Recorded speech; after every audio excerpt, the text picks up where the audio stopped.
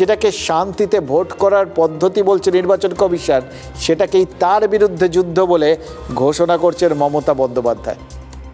দেখুন, এটা তো পরিষ্কার, ভোটের প্রচার যে জায়গায় প্রথম পর্যায়ের ভোট হতে চলেছে সেখানে বন্ধ, কিন্তু বাকি জায়গায় ভোটের প্রচার মধ্য গগনে।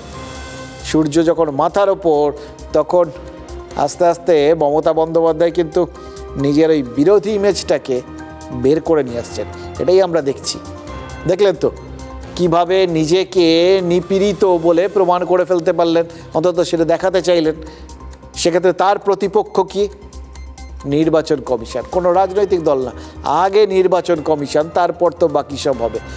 অর্থাৎ নির্বাচন কমিশনকে সামনে রেখে বাকি সবাই রাজনৈতিক দলগুলো তার বিরুদ্ধে খাড়া হয়ে আছে, এরকমই একটা প্রচার করতে চেয়েছেন মমতা বন্দ্যোপাধ্যায়।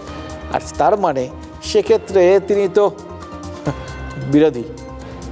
কমিশনের বিরুদ্ধে জনমত গঠনের জন্য এই যে তার নিজেকে বিরোধী আসনে বসানো, বিরোধী নেত্রীর অবতারে অবতীর্ণ হওয়া, এটা আসলে কিন্তু একটা স্ট্র্যাটেজি।